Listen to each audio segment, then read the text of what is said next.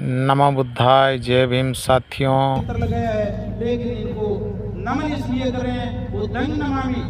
हमारी जो बुद्धि है वो इस महापुरुषों के सामने हम झुक करके हमारी बुद्धि को नमन कर रहे हैं, दूसरे को किसी को नमन नहीं कर रहे हैं, हमारी बुद्धि को नमन कर रहे हैं। दूसरा धम्मं नमामि, यानी हम कहते हैं पाली भाषा में एक अच्छे और सच्चे मार्ग को, उस मार्ग को हम नमन कर रहे हैं, अच्छाई को नमन कर रहे हैं। संगं शरणं गच्छामि, ये 3 बार बोला गया, लेकिन एक बार बात सुनी हो जाती है, दूसरी बार थोड़ा गौर से सुनते हैं, लेकिन 3 बार जो कानों से सुन लेते हैं वो एक पक्की बात हो जाती है। इसीलिए तो हमारे 3 बार जो बात बोली जाती है उसका महत्व है।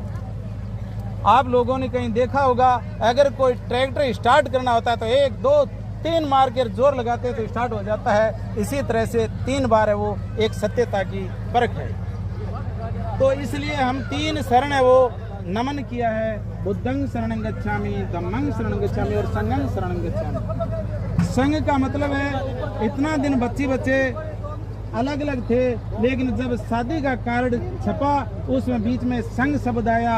आज इस दारिकाओं का संघ हुआ है 2 जीवों का। ये जीवन में अगर दोनों सामंजस्य से अच्छे चलेंगे तो अच्छा निर्माण होगा, अच्छे संघ का निर्माण होगा, अच्छे परिवार का निर्माण होगा। अगर दोनों का सामंजस्य नहीं बैठता है, उस परिवारों का बसना दुर्लभ हो जाता है। इसलिए संघ का निर्माण अच्छा होना चाहिए, अच्छे संघ को नमन करना चाहिए। ये 3 शरण हमने ग्रहण किए।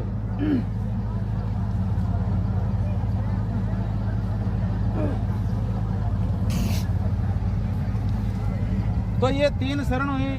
अब पाणातिपाता वेरमणि, जो पाणातिपाता का अर्थ है कि किसी प्रकार की हम जीव हिंसा नहीं करेंगे। हम सब ने मिलकर ये संकल्प लिया है। इसलिए तथागत बुद्ध ने कहा, हे इंसान, श्रेष्ठ जीवन पाना है तो आप चोरी से हमेशा दूर रहना।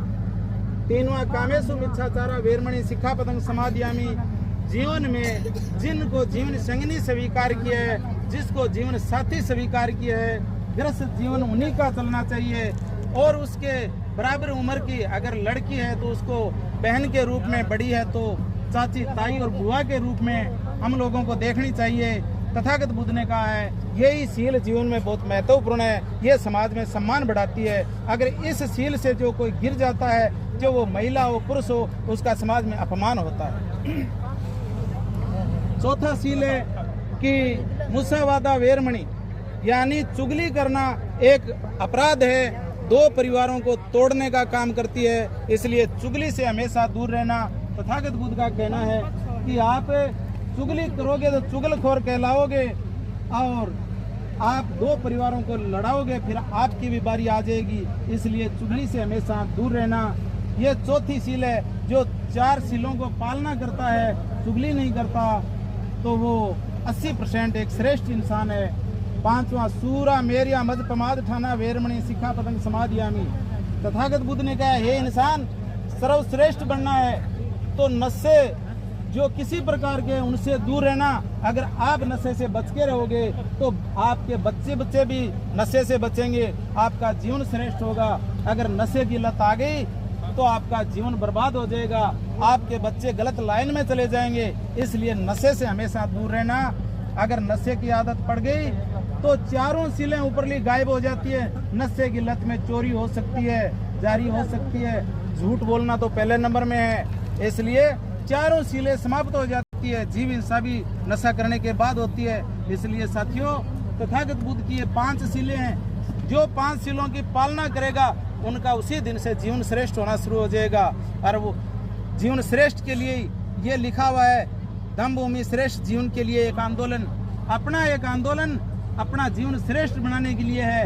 ये शादी समारोह जो आज दोनों परिवारों ने मिलकर निर्णय लिया है, ये जीवन श्रेष्ठ कार्यक्रम के आधार पर ये शादी कार्यक्रम संपन्न की जाएगी और ये निर्णय लिया है। इस परिवार को, दोनों परिवारों को बहुत बहुत धन्यवाद, बहुत बहुत साधुवाद। और इनके जैसे संबंधी मित्र दोस्तगण आज इस कार्यक्रम को खुले दिमाग से, खुली आंखों से अगर जो देखेगा उनको जरूर पसंद आएगा।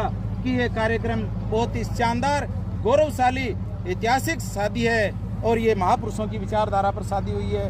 तो अब ये 5 शीलों और 30 रण के बारे में मैं आपको हिंदी में अनुवाद करके बताया।